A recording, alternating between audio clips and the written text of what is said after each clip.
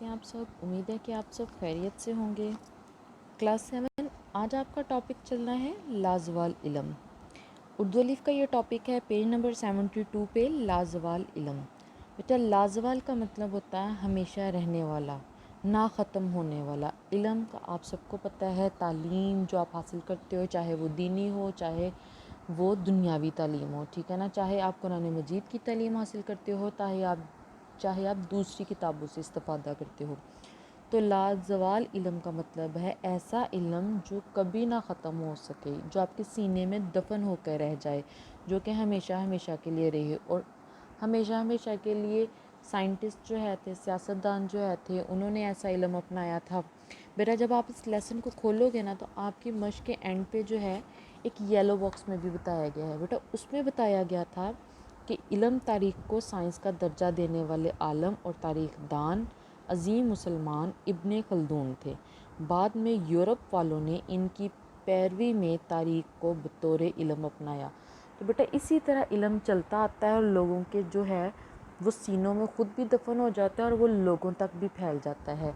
जैसा कि कुरान पाक की तालीमात जो है थी वो लोगों तक, वो नबी करीम सल्लल्लाहु अलैहि वसल्लम तक नहीं रही। नबी करीम सल्लल्लाहु अलैहि वसल्लम ने अपने सहाबा को सिखाई थी, सहाबा ने आगे फैलाई थी, फिर उनको तहरीर कर दिया गया था उसी वक्त नबी करीम सल्लल्लाहु अलैहि वसल्लम की ज़िंदगी में।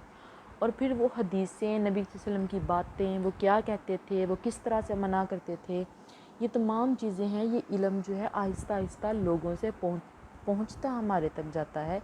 यही लाजवाल इल्म होता है। यही इल्म ऐसा होता है जो कि कभी ख़त्म नहीं हो सकता। आपको वो वाक़या भी याद होगा जब जंग में जो है थे वो कैदी गिरफ़्तार हो गए थे जंग बदर में, तो नबी करीम सल्लल्लाहु अलैहि वसल्लम ने कहा था कि एक एक जो वो कैदी है वो 10-10 जो है वो मुसलमानों को जो है वो तालीम दे, तो जो है वो अपनी ज़मानत कफ़ारा जो है वो अदा कर देगा, वो आज़ाद हो जाएगा। तो बेटा यही चीज़ जो है बताई जा रही है कि इल्म एक ऐसी चीज़ है जो कि कभी ख़त्म नहीं, जिसको कभी ज़वाल नहीं हो सकता। इल्म लाजवाल है, ये हमेशा रहने वाला है। तो बेटा आपके इस टॉपिक में लाजवाल इल्म जो है, ये तस्वीर जो है ये इब्ने बेतार की बात की जा रही। इसमें इब्ने बेतार की बात की जाएगी। इब्ने बेतार जो है वो कौन है, उनके बाद वो उन्होंने क्या किया था, इसके बारे में अब हम रीडिंग में पढ़ते हैं। तो बेटा रीडिंग में देखिएगा इब्ने बेतार के बारे में।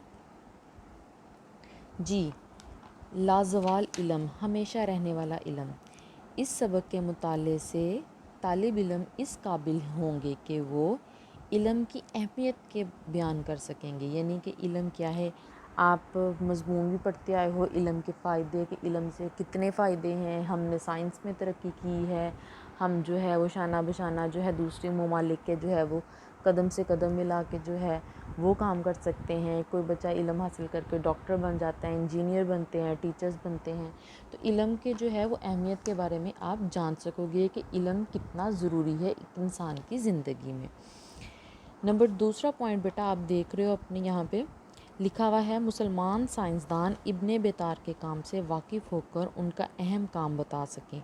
अब यहाँ पे मुसलमान साइंसदान इब्ने बेतार, मैंने आपको पहले ही बताया था कि इब्ने बेतार के इल्म के बारे में बात की जाएगी। आपने उसके काम से उन्होंने कहा है वाकिफ़ होना है, और ये हमेशा जब आप ये पढ़ लोगे तो हमेशा आपके जहन में बैठ जाए। जब भी साइंसदान इब्ने बेतार का नाम आएगा तो आपके जहन में ये चीज़ बैठ जाएगी। उसके बाद है मुतालिए की तरफ से ज़्यादा माइल हो सकें, कि किताबें पढ़ें, मज़ीद से मज़ीद पढ़ाई की तरफ तवज्जो दें। खेल कूद भी ज़रूरी है इंसान की ज़िंदगी के लिए, लेकिन पढ़ना भी ज़रूरी है। और दूसरी बात है अपने असलाफ़ की तरह तहकीक का रास्ता, असलाफ़ मतलब बुज़ुर्ग, हमारे जो बड़े हैं उनकी तरह हम जो है वो तहकीक का रास्ता अपना सकें। यानी कि किताबों को जानने, छानने, उनको चीज़ों के बारे में जानना शुरू करें। ये तहकीक, हर चीज़ के बारे में आगाही हासिल करें। असलाफ़ हमारे बुज़ुर्गों को कहा गया है यहाँ पे। तो बेटा जी यहाँ पे पेज नंबर 72 पे रीडिंग जो है वो शुरू होती है।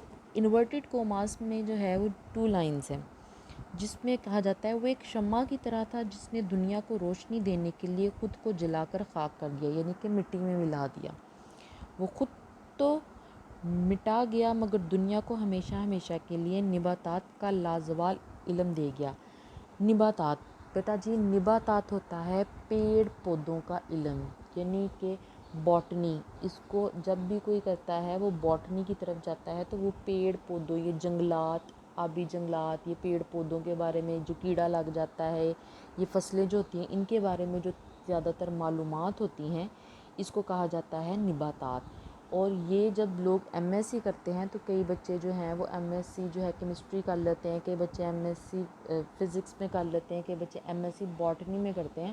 تو بیٹا جی یہ باٹنی جو ہے اس کو ہی نباتات کہا جاتا ہے۔ نباتات کا علم پیڑ پودے درختوں سے متعلق ہوتا ہے، جڑی بوٹیوں سے متعلق ہوتا ہے۔ ہمیشہ ہمیشہ کے لیے نباتات کا لازوال علم دے گیا، ایسا علم جو کہ کبھی ختم نہ ہو سکے۔ اور کون سا علم؟ نباتات کا، جو آج ہمارے ہاتھوں میں ہے۔ اب یہ جو انورٹڈ کوماز میں یہ جو بات ہے یہ کس نے کہی ہے؟ تیسری لائن میں بتایا جا رہا ہے، یہ الفاظ ہیں اشبیلیہ کی ایک محقق ڈاکٹر، یعنی کہ بہت ہی اچھی اور تحقیق کرنے والی ڈاکٹر پروفیسر انا ماریا کے، اور ذکر ہو رہا ہے ابن بیطار کا۔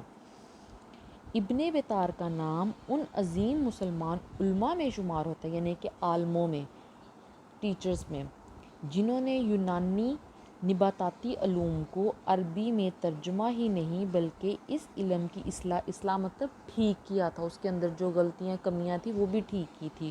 اور وضاحت ہوتا ہے کسی چیز کو تفصیل سے بیان کرنا، وضاحت بھی کی۔ ابن بیطار نے اپنی تحقیقات میں یونان، ہندوستان، چین اور عرب علماء کے کاموں سے بھرپور فائدہ اٹھایا، جہاں انہوں نے یونانی عالم ارسطو اور اس کی معلومات کی تدوین کی۔ تدوین ہوتا ہے مرتب کرنا، ان کی معلومات کو اکٹھا کرنا۔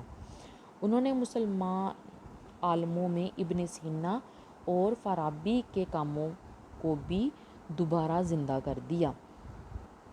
ابن بیطار کا پورا نام ضیاء الدین ابو محمد عبداللہ بن احمد المالکی ہے، کیونکہ وہ اندلس کے ایک شہر مالکا کے مضافات ہوتا ہے شہر کے آس پاس کے علاقے، بیرونی علاقے۔ آپ نے اکثر سنا ہوگا ٹی وی پہ اناؤنسمنٹ ہوتی ہے کراچی اور اس کے مضافات میں، مطلب اذان عشاء کا یا اذان وہ جو مغرب ہے اس کا وقت ہوا چل جاتا ہے، تو کراچی اور اس کے مضافات مطلب آس پاس کے جو علاقے ہیں۔ تو یہاں پہ یہ بتایا جاتا ہے کہ اندلس کے ایک شہر مالکا کے مضافات میں پیدا ہوئی، یعنی کہ آس پاس کے جو بیرونی علاقے تھے پاس کے، وہاں پہ ان کے والد چونکہ جانوروں کے مالج تھے، اور ایسا مالج بیطری کہلاتا ہے۔ بیٹا انگلش میں ہم ان کو ویٹنری ڈاکٹر کہتے ہیں، جو جانوروں کو چیک کرتے ہیں۔ جانوروں کے مالج مطلب علاج کرنے والے، اور ایسا مالج بیطری کہلاتا ہے۔ انگلش میں اس کو ویٹنری ڈاکٹرز کہتے ہیں، جبکہ خالص اردو میں اس کا نام ہے بیطری، اور یہ جو ہے مصری عربی زبان کے الفاظ میں استعمال ہوتا ہے، بیطری کہلاتا ہے۔